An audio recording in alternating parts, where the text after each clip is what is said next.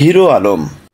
আশরাফুল আলম শাহিদ, যিনি হিরো আলম নামে অধিক পরিচিত, একজন বাংলাদেশি সঙ্গীত ভিডিও মডেল, অভিনেতা, গায়ক, রাজনীতিবিদ ও সামাজিক যোগাযোগ মাধ্যমের আলোচিত ব্যক্তি। হিরো আলমের নিজস্ব ইউটিউব চ্যানেলে 16 লক্ষেরও বেশি সাবস্ক্রাইবার রয়েছে। তিনি একজন স্বাধীন শিল্পী হিসেবে কাজ করেন ও সামাজিক প্ল্যাটফর্মগুলিতে ভিডিও প্রকাশ করে থাকেন। তিনি তার বেসুর গলায় গাওয়া গানের জন্য সর্বাধিক আলোচিত ও সমালোচিত।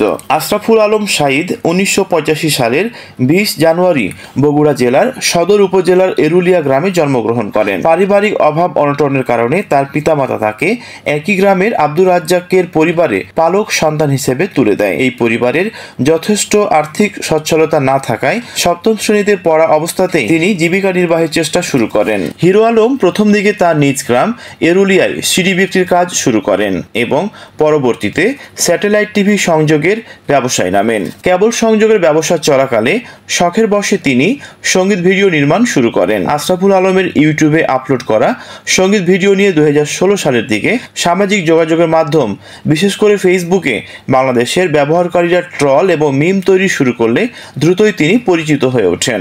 এ সময় মুশফিকুর রহিম সহ আরও বেশ কয়েকজন বাংলাদেশি তারকা আশরাফুল আলমের সাথে সেলফি তুলে সামাজিক যোগাযোগ মাধ্যমে প্রকাশ করেন। বিবিসি হিন্দি, জি নিউজ, এনডিটিভি, ডেইলি ভাস্কর, মিড ডে সহ ভারতের প্রথম সারির সংবাদগুলো তাকে নিয়ে প্রতিবেদন প্রকাশ করে। ফলে তিনি ভারতীয় ইন্টারনেট ব্যবহারকারীদের মাঝে আলোচিত হয়ে ওঠেন। ইয়াহু ইন্ডিয়ার এক জরিপ অনুসারে সে সময় ভারতীয় অভিনেতা সালমান খানের চেয়ে হিরো আলমকে বেশিবার গুগলে অনুসন্ধান করা হয়েছে। এরপর 2017 সালের 11ই আগস্ট আশরাফুল আলম অভিনীত প্রথম ছবি মার ছক্কা মুক্তি পায়। 2018 সালে তিনি বিজু দ্য হিরো নামে বলিউড চলচ্চিত্রে অভিনয়ের জন্য চুক্তিবদ্ধ হন। এছাড়াও বাংলাদেশে বেশ কিছু বিজ্ঞাপন চিত্র ও স্বল্পদৈর্ঘ্য চলচ্চিত্রে অভিনয় করেন। 2018 সালের জাতীয় সংসদ নির্বাচনে অংশ নিয়ে তিনি আবার আলোচনায় আসেন। 2018 সালের গুগল অনুসন্ধানের প্রবণতায় বাংলাদেশে 10ম অবস্থানে থাকেন হিরো আলম।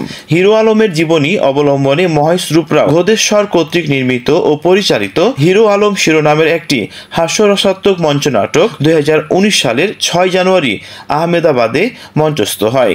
প্রাপ্তবয়স্কদের জন্য নির্মিত এই মঞ্চনাটকটি সমালোচকদের প্রশংসা করে। 2019 সালের মে মাসে মঞ্চনাটকটি মঞ্চস্থ হয় মুম্বাইতে। এরপর 2024 সালের দ্বাদশ জাতীয় সংসদ নির্বাচনে তিনি ডাব প্রতীকে বগুড়া 4 আসন থেকে অংশ নেন ও পরাজিত হন। 2019 সালে 21শে বইমেলায় তার আত্মজীবনী দৃষ্টিভঙ্গি বদলান, আমরা সমাজকে বদলে দেব প্রকাশিত হয়। আশরাফুল আলম ব্যক্তিগত জীবনে সাবিহা আক্তার সুমির সাথে বিবাহ বন্ধনে আবদ্ধ হন। এই দম্পতির আলো ও আখি নামে 2 মেয়ে এবং কবির নামে এক ছেলে রয়েছে। স্ত্রী নির্যাতনের অভিযোগে করা এক মামলায় 2019 সালের মার্চে তিনি গ্রেপ্তার হন। এরপর পরবর্তীতে এপ্রিল মাসের 18 তারিখ জামিনে মুক্তি পান। তো বন্ধুরা, আজকে হিরো আলমকে নিয়ে প্রতিবেদনটি আপনার কেমন লাগলো সেটি জানিয়ে অবশ্যই কমেন্টস করবেন আমাকে।